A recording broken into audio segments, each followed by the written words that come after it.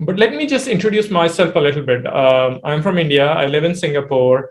I grew up in Haryana. I went to school at Model School in Rohtak, and then I did my bachelor's in computer science from IIT Delhi.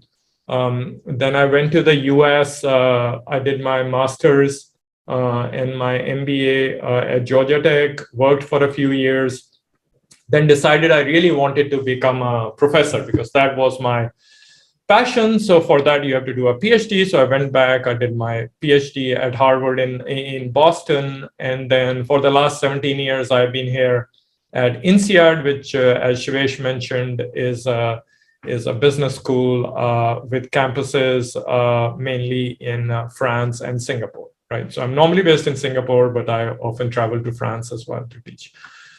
And so the conversation that I want to have is, normally we don't think of business people or business school people. And when we talk business school, this is like MBA, right? So in India, typically people do MBA after they do college. And the motivation for a lot of people is, hey, if you do MBA, you make a lot of money, right? So that is how very often people think of MBA, that yes, engineer is fine, but if you do engineering and MBA, you will make even more money. And so that's how typically the conversation goes.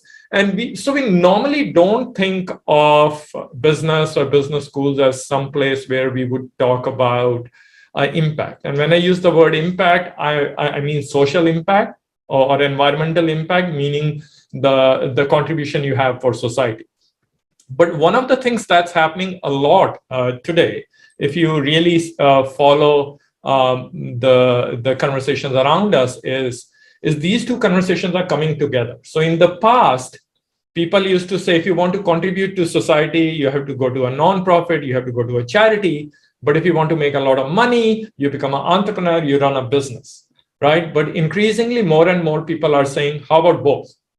Can you become an entrepreneur, but at the same time, become an entrepreneur, maybe who will make money, but also at the same time is thinking about contributing to issues related to society, right? And I saw the ideas, some of you had ideas about, elders, idea about pollution, idea about education, healthcare, poverty. And of course, charities and governments do very important work in this space as well. But increasingly, businesses are also getting involved, right? Because they see it as an opportunity for doing business, but also as an opportunity to make a positive contribution, because more and more people are asking businesses, hey, you're causing so much pollution, you're the reason for so many inequalities. So how do you actually do something positive for the world? So that's a conversation that's becoming more common.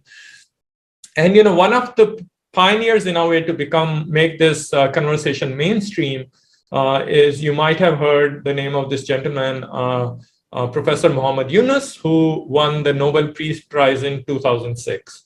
He's from Bangladesh, and he formed this social enterprise called Grameen Bank. And the idea was that normally banks only provide products and services for middle class and upper class people. So he said, no, we are going to create an institution which is providing, banking services for the poor people of the world, starting with Bangladesh. And so here he's also writing, in a way, he's challenging people that criticize business and say business is just about making money and doesn't care about charity, to say, hey, if you're really a socially conscious person, why don't you try to run a business in a way that achieves social objectives? Because